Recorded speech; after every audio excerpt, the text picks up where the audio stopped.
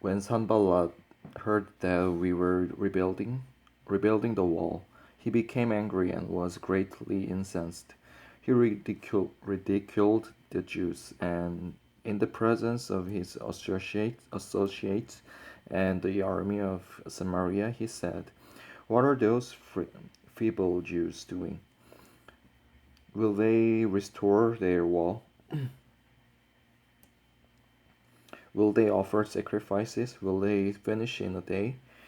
Can they bring the stones back to life from those heaps of rubble, burned as they are?"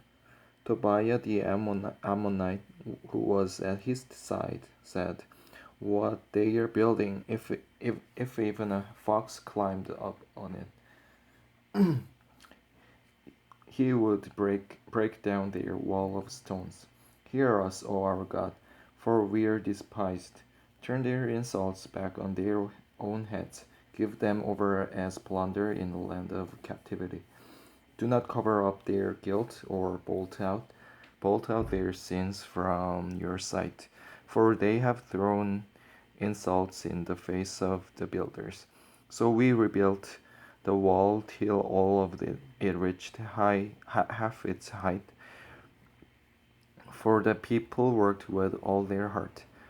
But when Sanballat, Tobiah, and Arabs, the Ammonites, and the men of Ashdod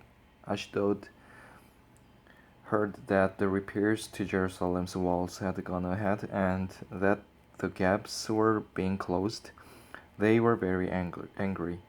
They all plotted together to come and fight against Jerusalem and stir up trouble against it. But we prayed to our God and posted a guard day and night to meet this threat.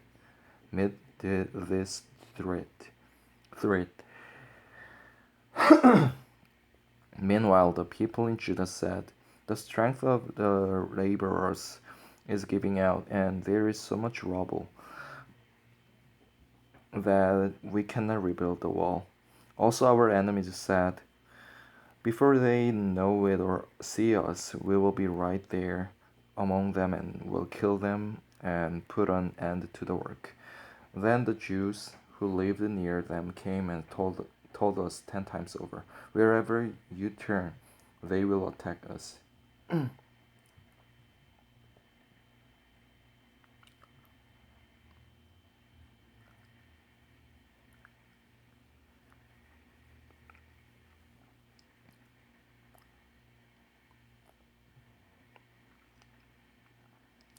Therefore I stationed some of the people behind the lowest points of the wall at the exposed places, posting them by families with their swords, spears, and bows.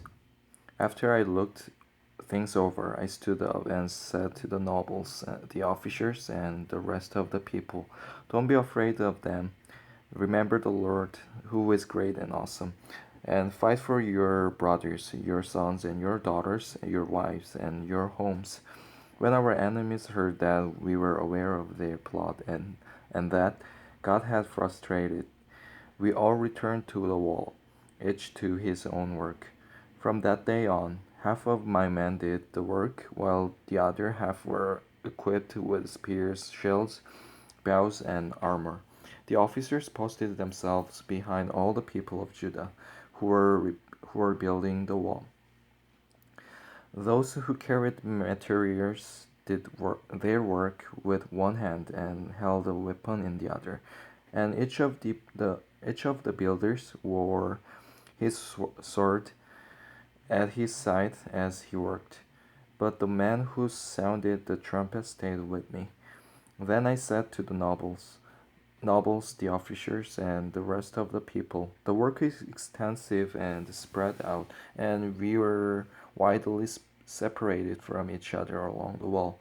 Wherever you hear the sound of the trumpet, join us there. Our God will fight for us." So we continued the work with half the men holding spears from the first light of dawn down till the stars came out. At that time I also said to the people, "Have every man and his helper stay inside Jerusalem. inside Jerusalem at night, so they can serve us as guards by night and worksmen by day.